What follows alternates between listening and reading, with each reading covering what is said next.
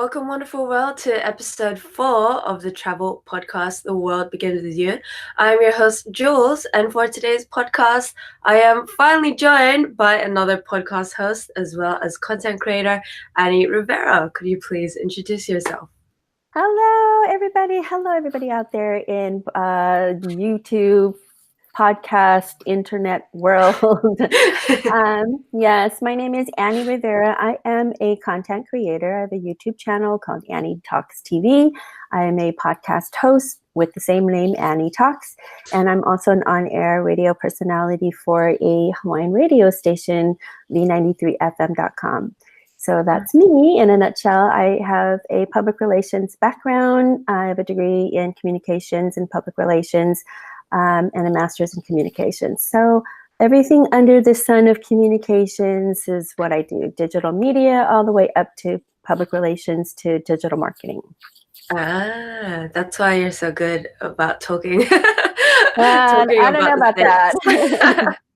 Well, today's podcast is actually a little different.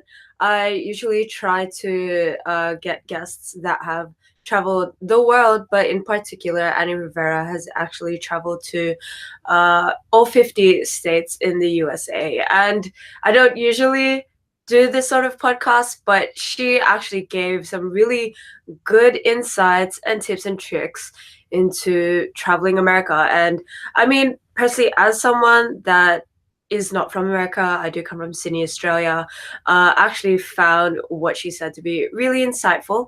So for today's podcast, I hope that with the other listeners out there that will be listening to this podcast, this is an American special, but I hope but I hope that you get to learn a lot, because when I first met Annie, I definitely was able to learn more about traveling America, and it made me more excited to travel America because I mean there are so many things that I didn't know.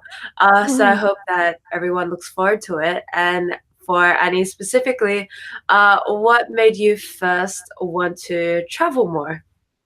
Well, I wanted to see the world. I wanted to definitely get out and just broaden my horizons. There was so much I knew within here, the United States, that I knew I couldn't cover on my own. So when I took on a position at a company, a high-end display monitor, and part of the criteria was to travel, I said, all right, I'll do it. Don't have to twist my arm. So I was able to travel for work, which really kind of opened up my eyes to the way that, other people live, other cultures live, and how best to be well versed with cultural, multicultural atmospheres than to be able to travel. And I really enjoyed it. I really, really wish I could travel more internationally, but I traveled domestically, which was perfect. So I had an opportunity to see the United States, where I would otherwise not be able to do it. Yeah, and I mean, the American states in general is very diverse in culture. I feel like, it's it kind of feels a little similar to traveling Europe in the sense that, I mean, there's some states that are completely different from the others. Something that I remember really quite vividly, I haven't been to many states in the US, probably like 5 that I can think of. But I mean, New York specifically, I remember that it has a very different accent to the rest of the other places that I've been to. And Alaska does not feel like the US at all until I see like a US flag like posted up somewhere in the neighborhoods. But yeah, the US itself is definitely a variety of flavors, and it is really quite fascinating. So with that being said, what is your favorite city that you've been to so far? Oh gosh, it's so hard to choose because I do love the city. I love city lights. I love all of that. I love San Francisco for sure. It's one of my favorite places to visit. I love New York. It's bar none. It's one of the most fast-paced environments, and just it's so full of energy. It's like they say Las Vegas is the city that never sleeps. I honestly beg to differ. I think New York is the city that never sleeps. Yeah. Um, but I also love Chicago. So I'm so torn. I just love them all. I love the whole city life. I think it's just because, little itty bitty me in a big city such as San Francisco, New York, or Chicago, it's just mesmerizing. And, to be able to experience it is just so, I just love it. I love it all. So I Mm. guess to, if I were to put it in, preference order, I would say maybe San Francisco, New York, and then Chicago. Yeah. Oh, I always hear about Chicago, and like, I, I never have known why, but it's like really interesting to hear it from other Americans. But that aside, I think I'll get to that later. Mhm. Where did you grow up, and where do you currently live? Well, I grew up in California. So I grew up in a small town called Wilmington. I was born and raised in Torrance, but I grew up in Wilmington, which is, within miles of each other. And then I moved to Carson, and that's where I spent my entire childhood is in Carson. I went to a high school called Carson High School. So after I graduated, I went south to San Diego, and I went to school in San Diego for a little bit for about 2 years. Oh no, actually about a year, and then I moved back home, and then decided to go into the workforce. So I've all been kind of centrally located in Southern California. I moved to Orange County maybe a couple years later after that, and I've lived in Orange County almost the entire time. So I'm Southern California based. I thought you were from Hawaii, or you're based in Hawaii. Oh, it's really funny because, and all my Hawaiian friends and all my Hawaiian at heart friends will probably say, I knew it, because I've had many people mistake me for being Hawaiian, which is fine. I love it. And believe it or not, the radio station for which I am an on-air radio personality Yeah, is Hawaiian, yeah, and Islander centric. So yeah. I think I fit right in, but no, I get that all the I was time. so confused, like when you're like, like you were talking a lot about California, and then I remember that you were a podcast host for Hawaii, and my mind was Yeah. like so confused, so I just had to ask you that. Yeah. But I mean, Yeah. it's definitely cool, and you will go to Hawaii for like your future vlogs and stuff. Yes, actually, believe it or not, it is in the works. It's kind of under wraps right now, but it is in the works. My mother and I, we have a timeshare there. We are planning a trip next year. So I'm definitely, it's one of the reasons why I decided to do the timeshare was so that I could travel a little bit more. So that is in the works. So Ah. Hawaii or bust, right? Yeah, and Hawaii is I love the weather. I'm usually not a summer person, but Hawaii is just like mint weather. But yeah, so your favorite city is San Diego, and San I Francisco. oh, San San Francisco. Francisco. My Yeah. bad. That's another guess. Everything is but cold like sand But I in but I do love San Diego. In fact, I was just there this past weekend, so I'm up and down the coast like crazy. So Ah. yeah, San Diego is definitely one of my other favorites.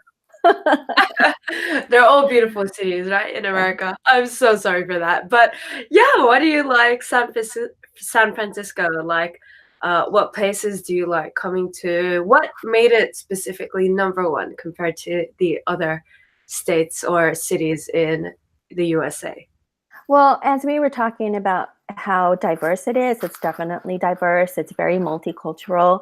I've always been attracted to big monumental, structures like the Golden Gate Bridge. And then we've even visited Alcatraz, which is this little island off of the bay. Basically, I don't want to glamorize it, but it is an old prison. Yeah. So, and so much history happened there. I'm also kind of a history buff, although I Mm. couldn't tell you for the life of me what happened there. I just love it. I love structure. I love the old, nostalgia behind history, and I like going back to visit them and see, oh wow, this is where this happened, or this is where that happened. I'm also a huge baseball fan, so Mhm. something we didn't talk about earlier, but I'm a huge baseball fan. And one of the things I wanted to see that I've always wanted to see that never got to be able to see was Candlestick Park, which is this old baseball field that existed, way before. Now it's been redone, and now the Giants, the San Francisco Giants, play out of.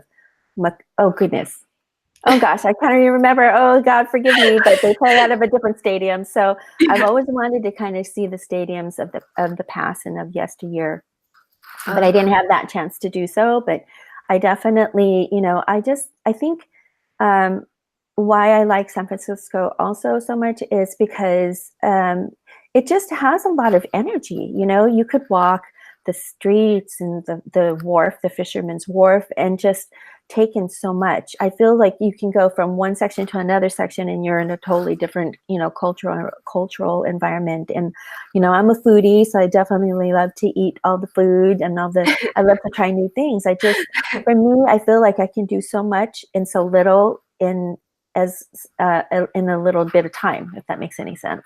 wow. Yeah, it definitely sounds like it. And I actually didn't know that San Francisco had Alcatraz, and Alcatraz is just so infamous. And I just want to know what it's Yeah. like to actually go there because, yeah, I just hear so much about it. I mean, are you a horror fan? Like, what Well, propelled you to go there?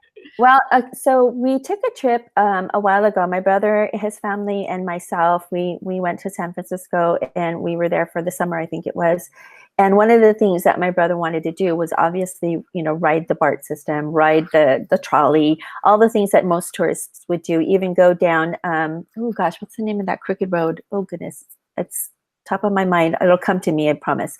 But one of the things he definitely wanted to do was visit Alcatraz, and I said, let's do that. So we all went. We went to visit. I got on a ferry, first of all, which is so ironic. As much as I love to travel, I am the worst passenger because I get super seasick. I get motion sickness. I have Oh, to take I have to take a Dramamine like hours before in order for it to kick in and to make myself, be less drowsy. So sadly, but I didn't do it this time because I didn't think I needed it for the Alcatraz short little ferry trip.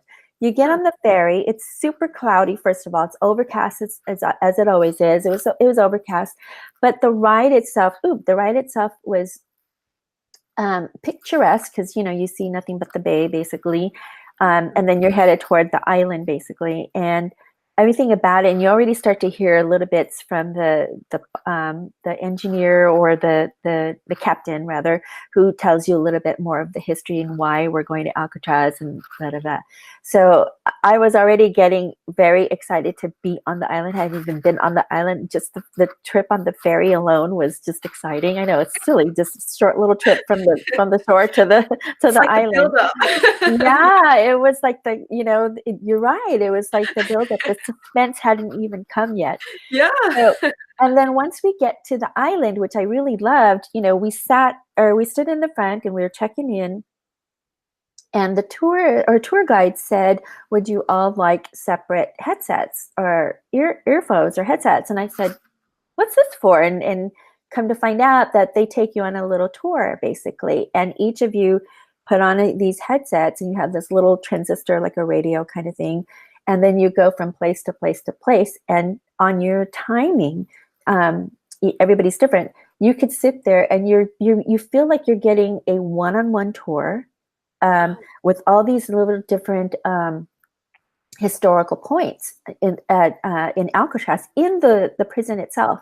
In this cell, this happened. In that cell is when the riot happened, and you're so intrigued, and it was all very very well narrated and very dramatized. You even hear some of the noise, the commotion in the background to assimilate the riots and that kind of stuff. So all that was very, very intriguing.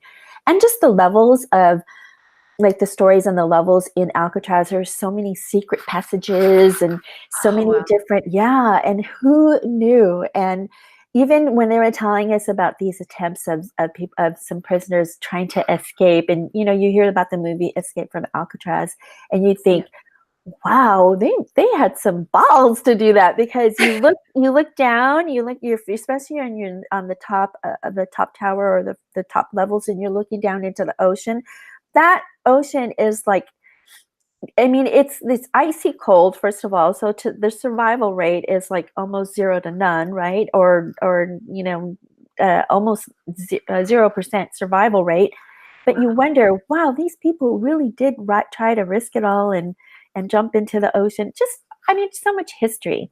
And then the Yeah. structures, just it always kind of blows my mind when I see structures, especially when you're looking at monumental historical structures, just the amount of time and effort and material is used to build these things. Those are the kinds of things I love, and that's one of the reasons why I love to travel, is just to look at all the historical stuff, because before I was even born, all this was happening, and it's just hard to fathom for me, Yeah. but it's exciting at the same time. So that was the reason why we went to Alcatraz, because we certainly wanted to be able to just see what all the hype was about, and it really lived up to its hype. I really enjoyed it, and I tell everybody, and I welcome everybody that goes there, and I tell them you have to go see Alcatraz. So it's Oh, definitely one of the favorite spots, I think. wow.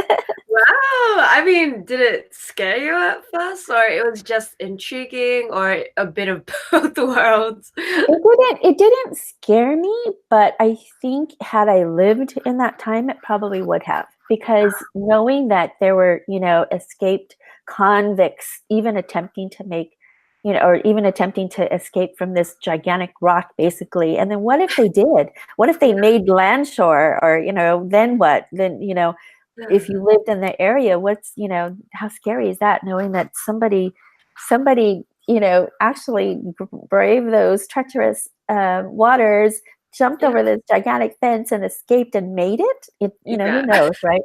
But Yeah. it was very intriguing, not to say the least, because like I said, the amount of work that went into building this fortress, basically, and it truly is. It's like you can certainly go in, but you can't leave. It's one of those things. Yeah. I find it quite incredible. I mean, to me, Alcatraz is kind of similar to the Great Wall of China. I actually thought that Alcatraz is still a prison. So Yeah. I was like intrigued when you said that you went on a tour to the Alcatraz, because I was just like, You're like, what? isn't that a live person? Yeah, I'm like, aren't you scared? But that's fantastic, and Yeah. definitely just hearing this story. I didn't. Yeah, you also know this, but I didn't know that the Golden Gate Bridge was at San Francisco. Yes. And Yeah, it's super amazing to see that structure, because you see it from afar. First of all, it's definitely one of the most beautiful spots to take pictures at. So, you can line the surrounding areas, and you just find a spot. Any spot technically is a really good spot. But then when you get really close to the Golden Gate Bridge itself, there's a whole nother world underneath the bridge. There's like a fortress underneath the bridge, oh, and there was its own little history behind that as well, and just amazing little there's people that actually lived on the bridge, believe it or not. And that, by live, I don't mean homeless. I mean there's people that actually lived inside the bridge, that tended to the bridge. So they were basically the caregivers of the bridge, believe it or not. So they actually had homes inside the bridge or oh, underneath wow. the bridge. Yeah, who knew? Yeah. Yeah. So those, you just never know. That's why I'm like, oh, I love this. I love all of it, which is why I ate it all up. That's incredible. I mean, I know that the Golden Gate Bridge is a wonderfully important structure, especially in architecture, and just like I don't, I know this is just like completely well thought, but in my head, I'm like, if there was a zombie apocalypse, you could just straight up live in like the Golden Gate Bridge. Like, if people can live there, like You pretty zombies, much no. can. Yeah, I mean, it's definitely, it's a monument, and it's huge, and I mean, it stretches so far. And there's another bridge called just like it. It's a little bit more modernized, which is the Bay Bridge. I don't think it's parallel. Now that I think about it, I'm not sure if it's parallel, but they're definitely miles apart. But that thing is just gigantic. It's huge. It's modern. It's beautiful. Has all these beautiful lights. Not that the San Francisco Bridge isn't pretty, but it is. It just has it. In it respectively, it has its own beauty. But the Bay Bridge is definitely it's definitely one to visit. The Bay Bridge, surprisingly enough, is double decker. So there's one up here and one down below. Yeah. And I don't know if you remember back in I think it was 2001. Oh gosh, you history buffs out there are probably going to kill me because I can't remember when the San Francisco um, earthquake hit, but the Bay Bridge was affected. That there was like the second level, I think, was actually collapsed. So Oh, there's definitely some history there, and the fact that they were able to rebuild and rebuild stronger is amazing. It's just and then going back to what I was saying about Candlestick Park, I remember watching.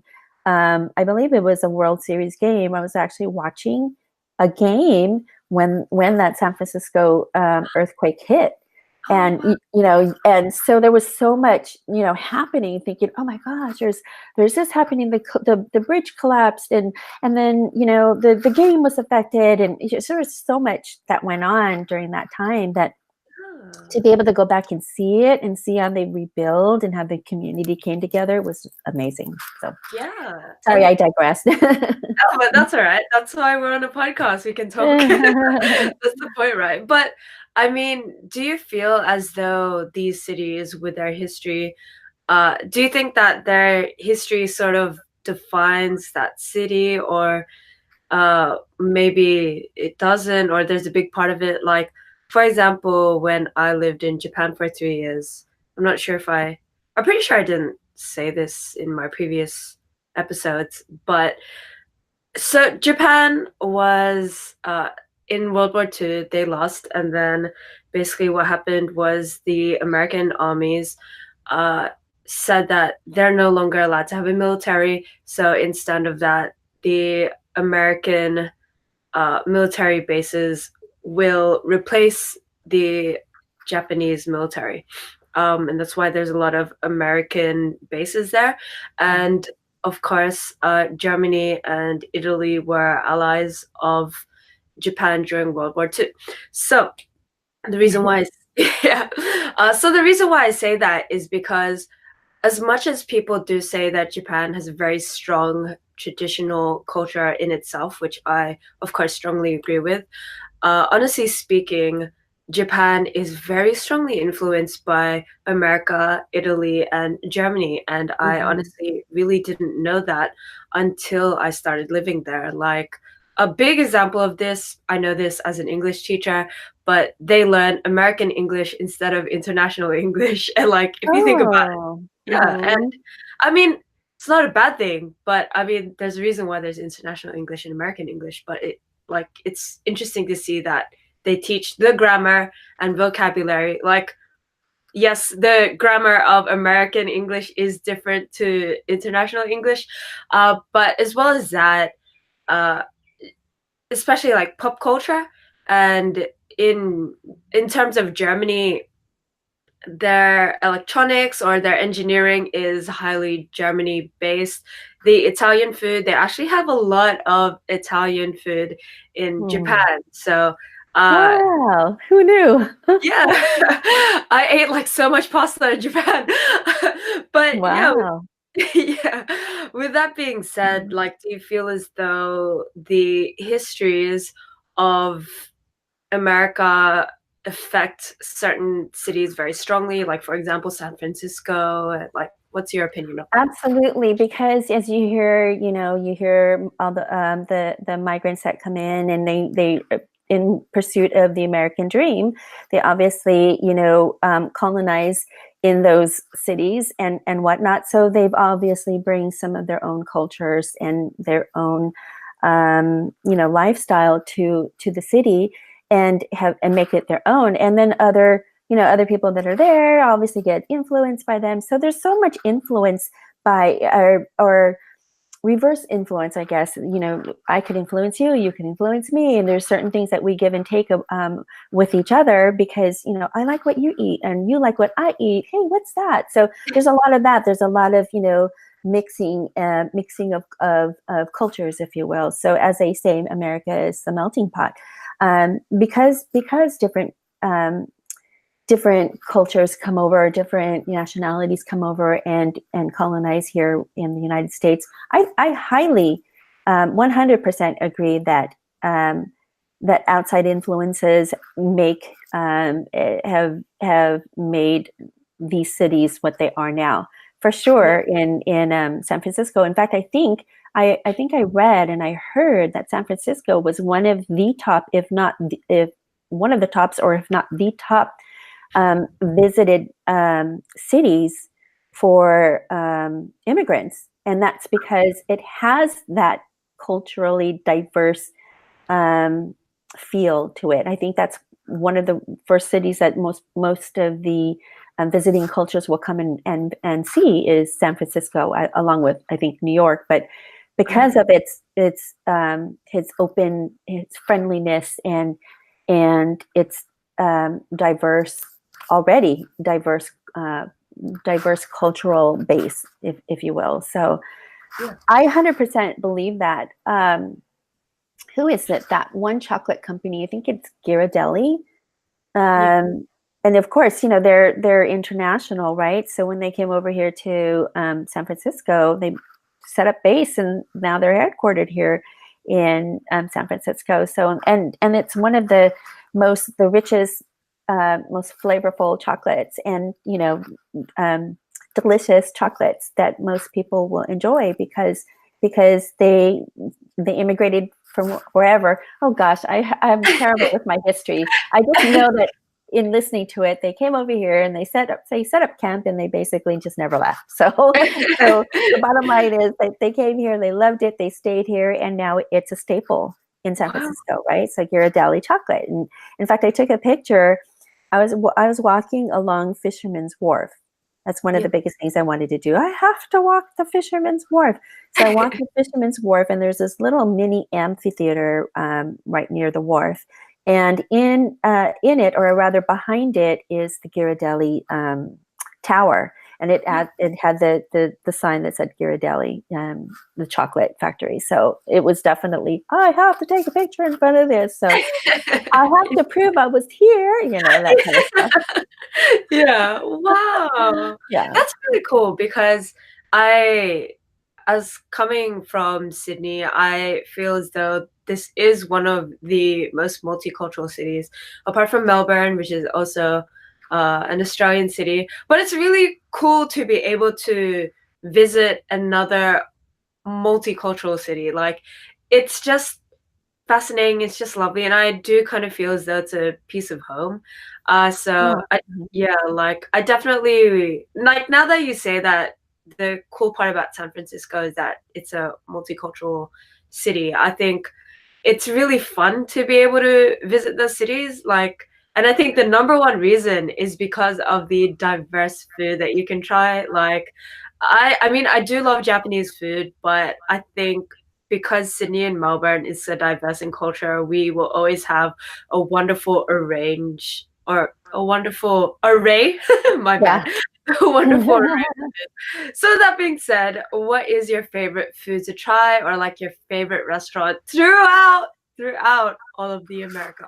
Oh my gosh. Okay, that is a hard question, but I do have to say that I absolutely love Thai food. Thai food, hands down, for me. In America as well. And I mean, and I love my Filipino food. Mom, I love you. And all my aunts and uncles who make Filipino food. I love all Filipino food, believe me, but I really, truly love Thai food. And one of my favorites, and I just introduced my daughter actually a couple of weeks ago. I just introduced her to this soup called the what is it? The tom yum. Tom yum soup, tom yum shrimp soup. Oh my gosh! First of all, let me say this. And if you ever come here to California, I will take you there. I promise you, because it's just down the street. It's called Thai Spice. It's close and local to my house here. But put it this way: you go up and you order. I say, "Hi, can I have an order of the tom yum shrimp soup? And then can I have an order of pad thai shrimp or whatever it may be?" Yeah. if when they have to show you a chart, how spicy would you like it? They showed me this chart. I nearly died. Oh my gosh. And the lowest was what was it? Like normal, so, Yeah. or no, normal, and then there was mild, medium, hot, and then the top says we warned you. Oh my, oh my goodness. Then you're a spicy fan. Well, I thought I was. I thought I could handle medium. Wow. Let me tell you that it hurt to eat because I loved it so much and I really wanted to devour it and take my time eating it. I Yeah. was sweating. I was sweating. I Oh my couldn't do god. it. I could even with the medium. So I dumbed down and I went mild. From now on I do mild and it's about all I could take, honestly. That is scary. I'm not like a spicy eater, but for like certain cuisines, I will just eat through the pain. That's me. That's Like the how I was. That's exactly me. I mean, and my daughter has far hotter taste, if you will. Like she loves spicy food. So when yeah. we both ordered medium, I went in her room and I said, "What do you think?" And she was, you know, trying to stay tough, and she was like, "Oh, I like it, I like it." And then the next time we ordered, she goes, "Hey, mom, when you order, can you put mine down to mild?" Wow. Oh, that is Yeah. ruthless. If my brother's listening to this, I think he would love to try out that restaurant for all the spicy eaters out there. So Yes, anytime you're in town, let me know because this is the place. This is the place to go. And I'm picky when it comes to Thai food, so I have to be like really sure, that it tastes. Of course, I'm not one to, who am I? I can't measure, authentic versus non-authentic, but I can tell you if it tastes good. yeah, true, true. Might not be authentic, but it does taste good, right? Yeah, exactly. So, yep, I that's like that mine. philosophy. I like that philosophy. It's also really interesting because, like, listening or talking to a lot of the American guests of the podcast, like, I thought you would all have a similar taste in cuisine, but it's really cool to hear that everyone actually has really different tastes of, like, what's their favorite and whatnot. Right, It's really right. awesome to hear that. I didn't know Yeah. that, yeah, America What's was yours? What's your favorite?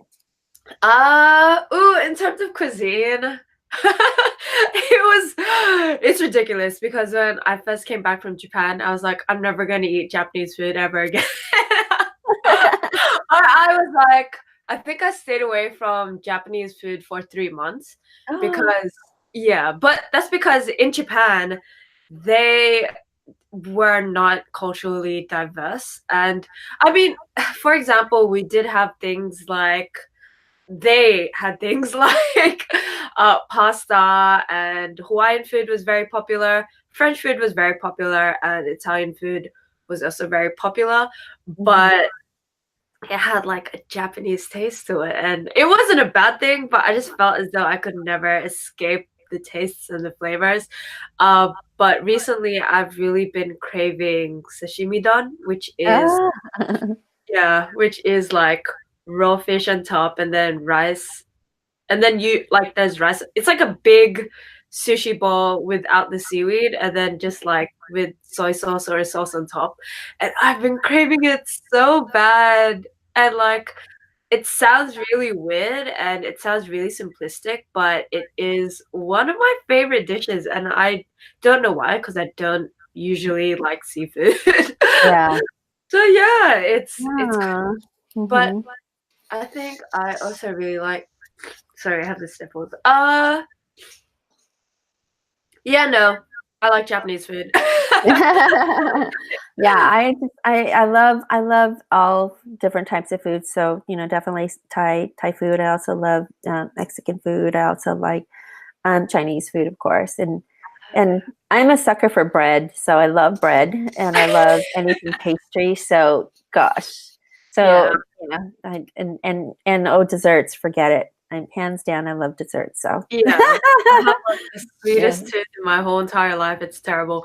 But actually, same. now that we're speaking about it, Mhm. uh, Chinese food, like when I went to China and I ate their food, it was mind blowing because Chinese food already tastes nice, but then like when I had it at China, it was incredible. It tasted delicious. And Mhm. when yeah, and when we were talking to the people, they were just like, it has no MSG and this is like real Chinese food. It wasn't even that expensive, and Chinese food already tastes good as it is, especially Yeah. in Sydney, but it was just so different and it was so nice. Like the only other food I can think of that's like that is Philippines. Like oh sisig. I love sisig. Oh, you're so funny. Yeah, a lot of people do. Yeah. So it's definitely a staple. There's sisig, there's adobo, whether you do chicken or pork or I think that's the two main staples there is the chicken or pork adobo.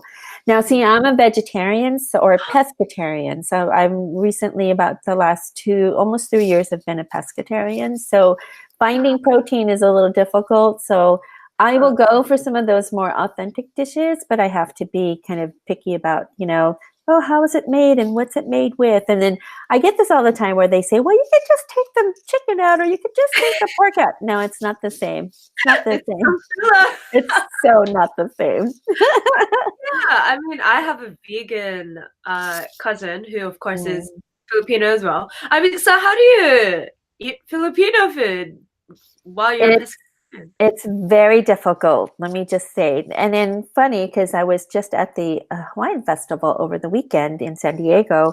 Same thing where there was the food vendors that were out. There was so many, cultural Ono food, or they call it good food Ono. So, and I had to sit there and pick and read. I actually had to read through every single menu item to see what was in it to be able to pick. And you'll never guess what I ended up eating. Oh my goodness. What was it?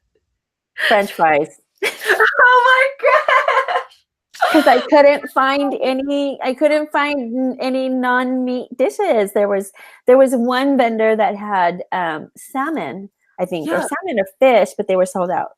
So Oh there was yeah, there was no other choice for me. I ended up resorting to um, garlic topped fries, and that was all I had. So yeah. no. That's crazy.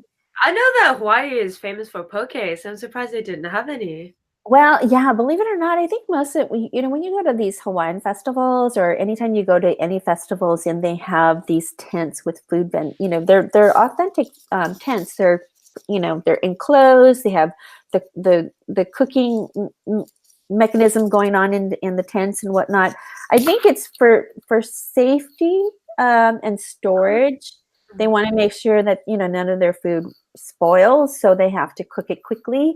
So, and I Yeah. think one of the things that with shrimp and with seafood and with fish is that they tend to, I don't want to say spoil easier. I think they just don't keep as well as say chicken or beef or any of those. So, yeah, Yeah. unfortunately, I didn't have much to eat but French fries.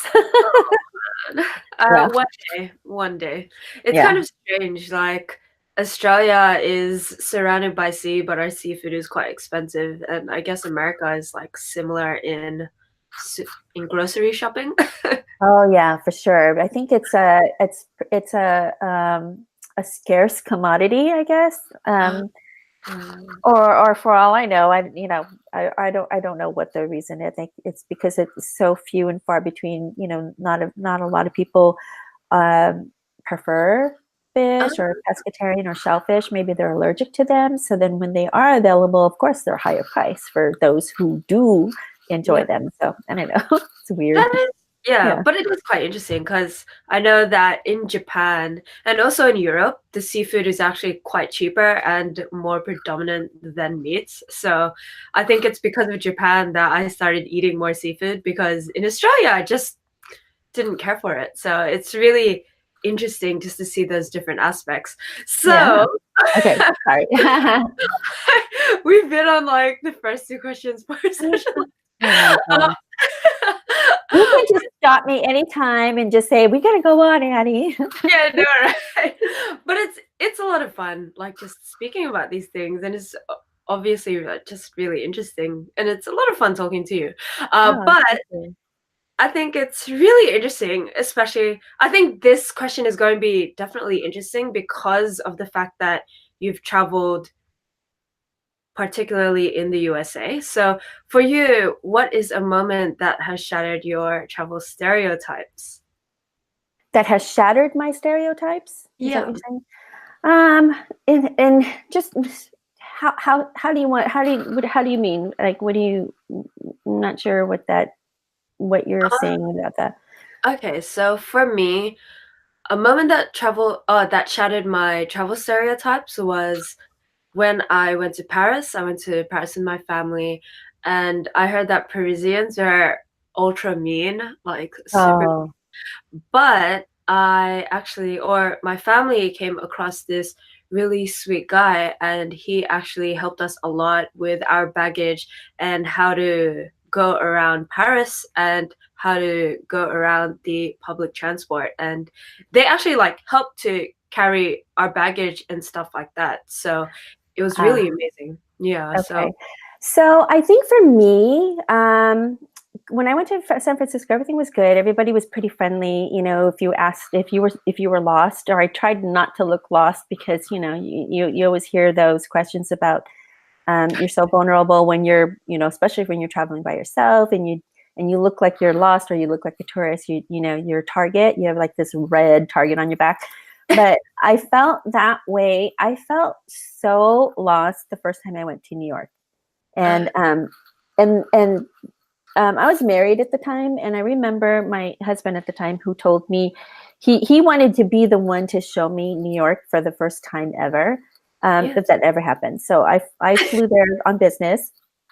Yeah, I Yeah. flew there in business. So I acted like I knew what I was doing, and then when I get there, I was in for a super rude awakening. Excuse me, ma'am, nobody could give you the time of day, and I don't mean to say this talk badly about New Yorkers, but I mean, I had heard all this that, they're mean, it's fast paced, they don't give you the time of day. And I was trying to, give them the benefit of the doubt. But when I went there and I was lost, I didn't know what I was doing. I didn't know I swear, I did not know how to buy, a subway ticket. I didn't know where do I go. I had no idea. That was my first time ever. And I was completely lost. So when I asked somebody, they did not respond. They just looked at me like I was crazy. And then and then there was another time a police officer, believe it or not, I was looking at my app. I was looking at my Google Maps. I think at the time I was looking for my bank, which is Wells Fargo. I was looking for my bank. I was walking. You know how you could do the walking um, guide, Yeah. basically, 300 feet, turn whatever left. Oh, So yeah. as I'm walking, I see this and it says, "You have arrived." Here's me. Where? Where is this Wells Fargo? I could not for the life of me find this Wells Fargo. And no one was around, or actually, no, I take that back. People are around, they see you lost, they don't care, they're bumping into you because they've got places to go, people to see, things to do. And I get that. I was Yeah. the one that was lost. I just didn't know how to I thought there's supposed to be a Wells Fargo right here. So I stopped, so I saw a police officer and I said, "Excuse me, officer, can you tell me where there's a Wells Fargo?" He came over to me and he said, "What'd your app tell you?" And I said, "Right there." And he goes, "There it is." And then he walked away. And I said, "It's not here." Yeah, I literally had walked in the building a few, a little ways through the front doors, inside a little bit more, further down, and then I found the ATM. But couldn't you just say that? Couldn't you have been nicer to tell me that it's right in there, ma'am? Wow. Oh my goodness. Yeah.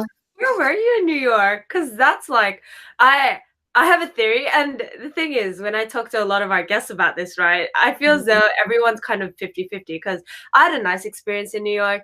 Another person had a nice experience in New York, and there have some other guests that found New York a little nasty. So, for Mhm. you, like, what area were you in at that time that happened? Well, the first one was the subway, so it was, and I don't remember what street or what precinct it was, but it was down obviously in the subway somewhere.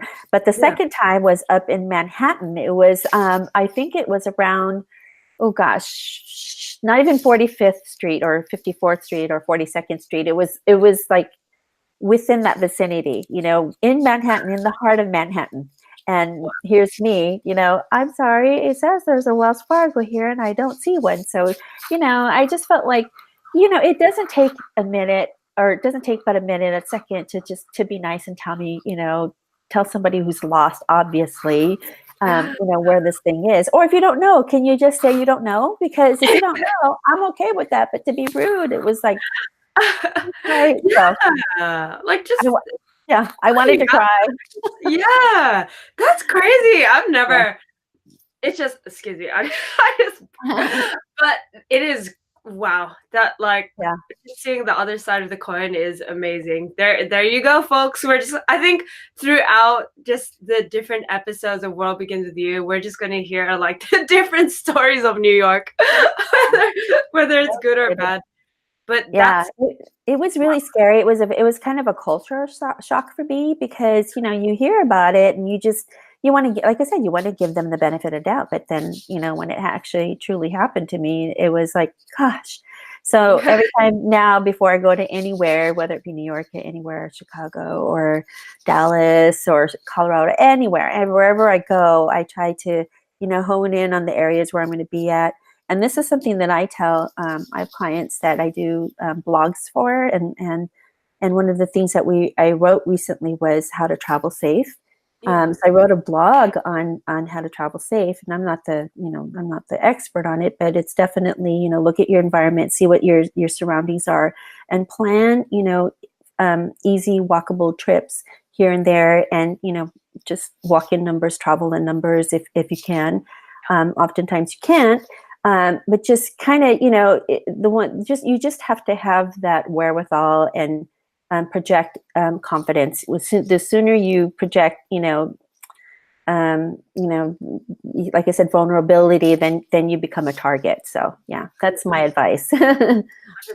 And I also think that, especially if you're traveling within a city area, really make sure that you travel. Like, I feel as though the metropolitan part Yes. of the city is where the nastiest people reside. Like, the meanest, the leanest, like, just straight up rude.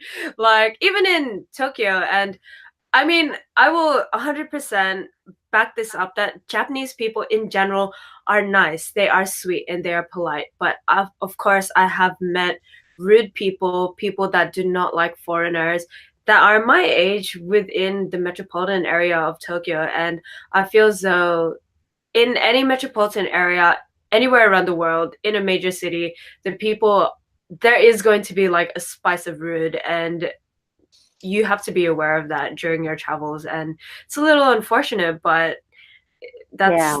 that's how it is when you travel, Yeah, right? and that's definitely for sure. That sometimes they're nice, sometimes they're not. They're not. So you just kind of have to, Yeah. have some flexibility and be open to, you have to understand maybe you're invading on their territory. I get that. So Yeah, yeah, of yeah. course, So there's things like that as well.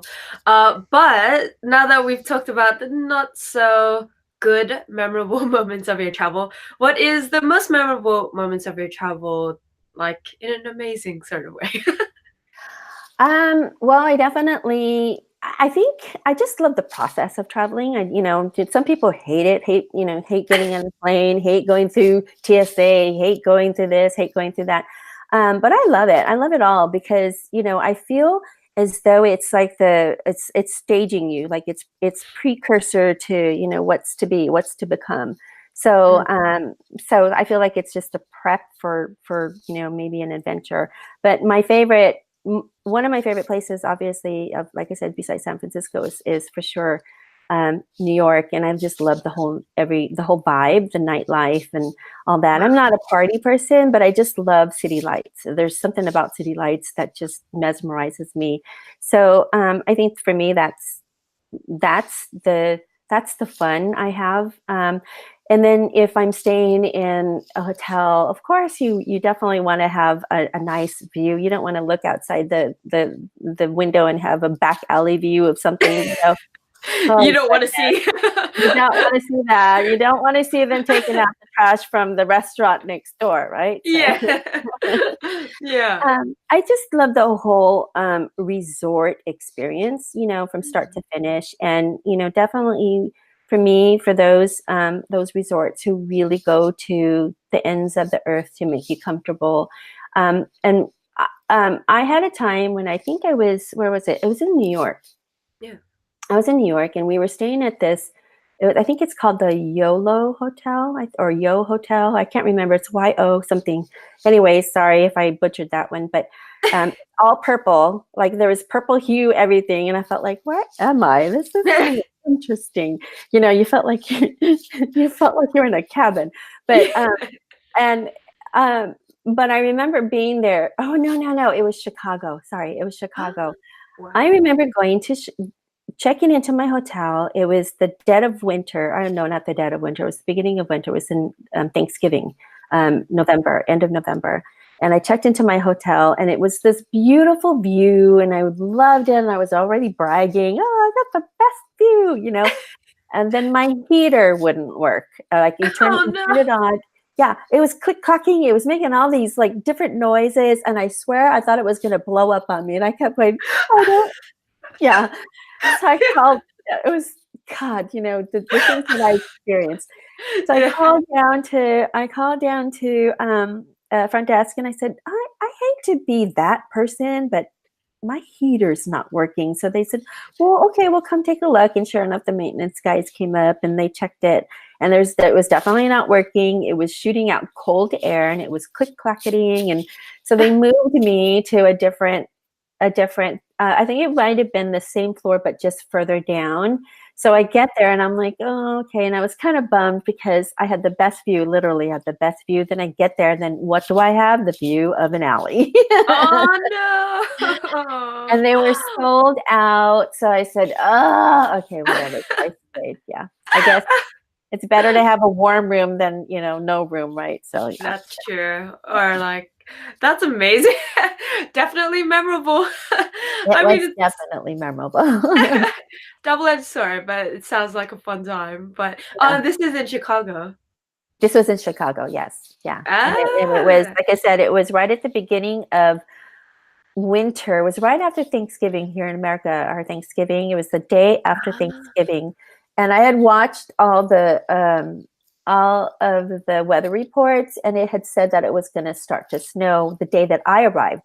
And Oh no. gosh darn it, it sure did. And I was so mad because, truth be told, it was 32 degrees. I think it was even 30 degrees. So it was freezing already at that time. And our CEO at the time, who's from Chicago, says he wants to go. He wanted, after we went to this, we had a trade show. And after the day one, he wanted to take all of us out to go eat Chicago pizza, the whole thing about Chicago pizza.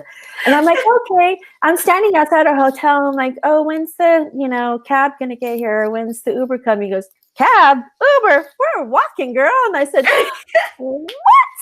So we walked like 10 blocks in 30-degree weather. And I thought my feet were going to just fall off. It was so cold. Oh my goodness, that sounds like so much fun though.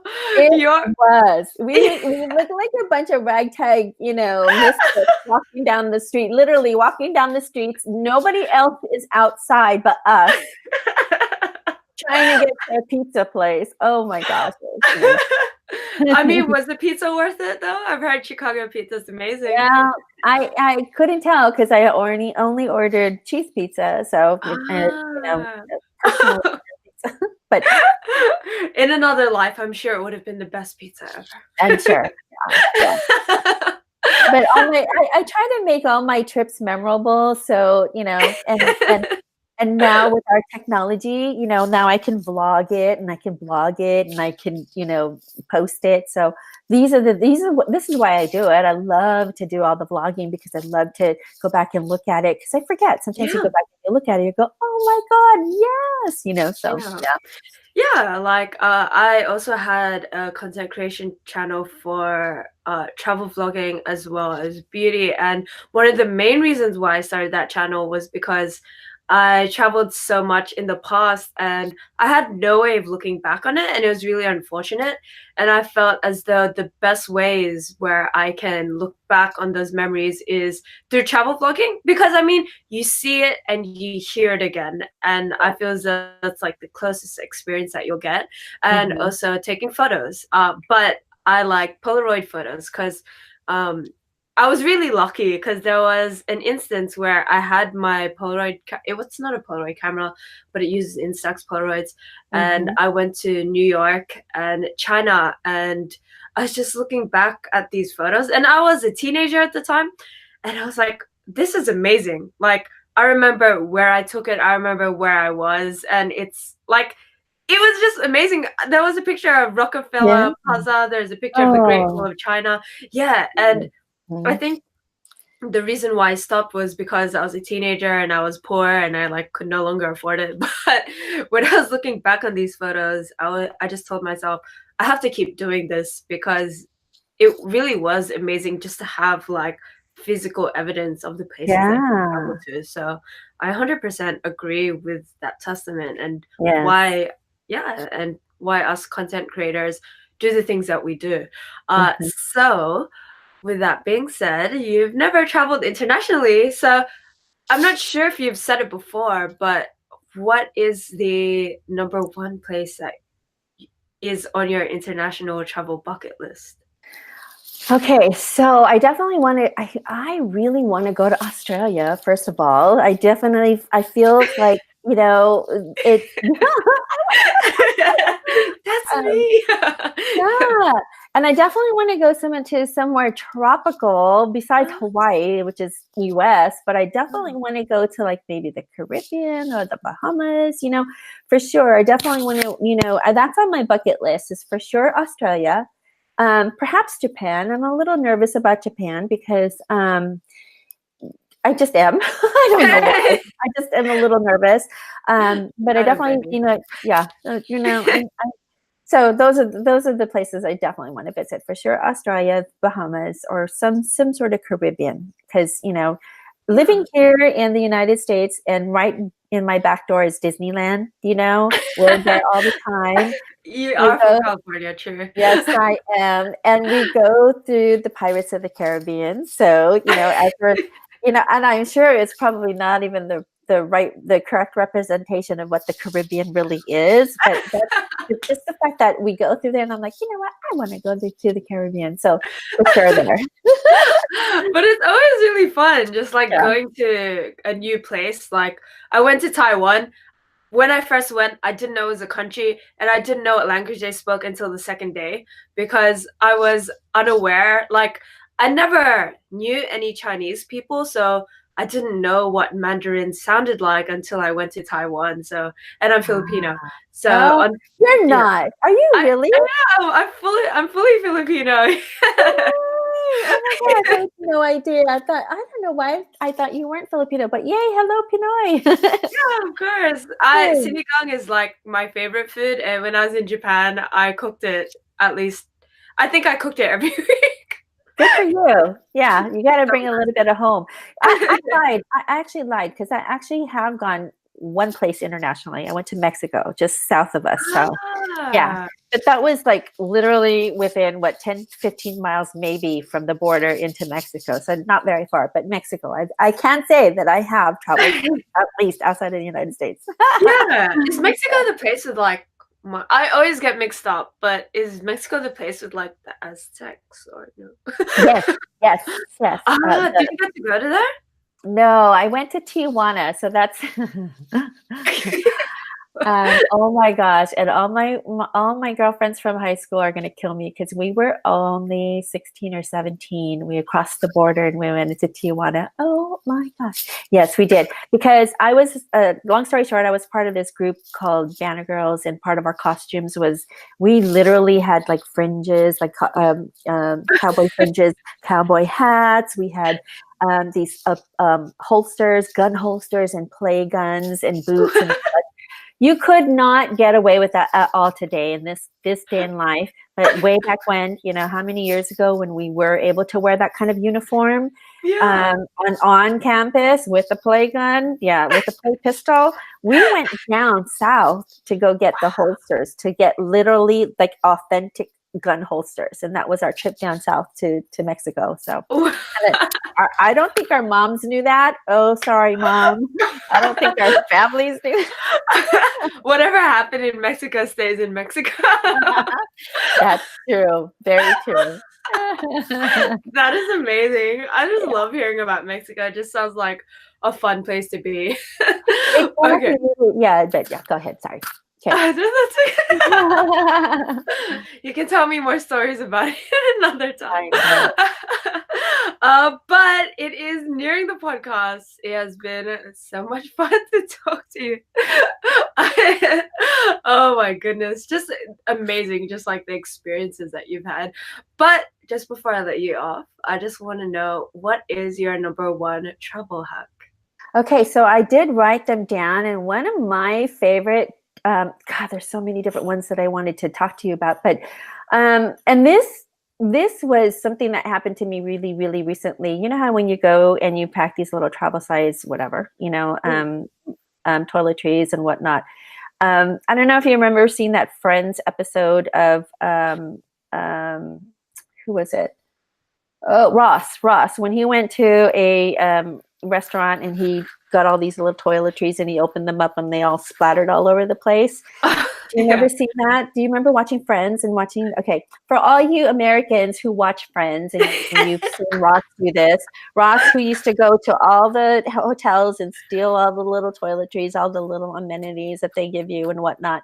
Yeah. Well, that's me. Okay, so I have learned Yeah. that whether I travel by plane or whether I travel by car or boat or train or bus, you're going to run into pressure, right? Some pressurized air. So, and then just when you think that these sealed little bottles of, toiletries and shampoos, conditioners are airtight, they're not.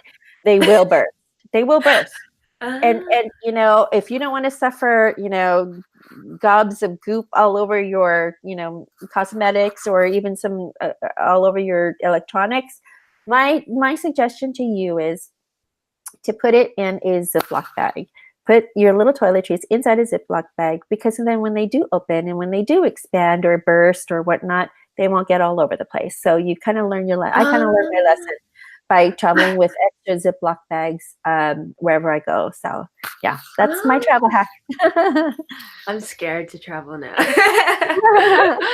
But that's remember, as you're packing your little toiletries, go, Annie said, pack your little toiletries. And, and I love Vaselines, and I love even my saline solutions, my little tiny things of saline solutions. They're airtight. Right. And I put them in my bag, my cosmetic bag, but for whatever reason, with air pressure, in the plane or in the car, as you're going up hills or steep declines, they burst. They open up and they burst and they get all over the place. And I've learned that far too many times. That happened to me far too many times. So that's my travel hack. Put it in a plastic bag. You'll save yourself a lot of headache. Yeah, that's true. That's true. And I also have to attest to that. Like, I don't do it on purpose, but when you travel by plane, like, they tell you that you have to put it in a Ziploc bag, but I think they do it just to stop you from getting into a mess. So I'm thankful for that.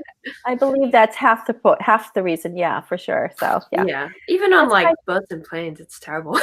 Yeah.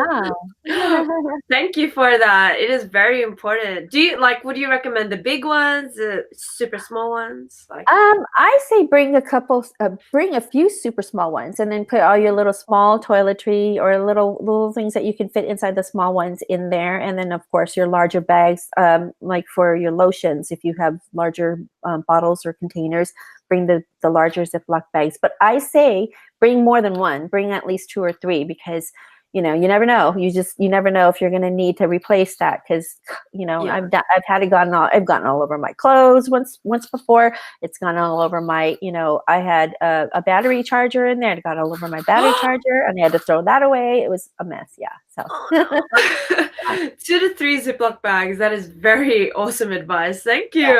Absolutely. So now that it's the end of the podcast, where can the listeners find you if they want to know more about you? Awesome. Thank you. So you can you can check, you can search on YouTube. You can search for Annie Talks, anything Annie Talks TV. You can look for podcasts, wherever you listen to podcasts, Annie Talks. All my social media, Instagram, Twitter, Facebook, Annie Talks, and I'm on Snapchat as well, Annie Talks. So yeah, and my website, annietalks.com.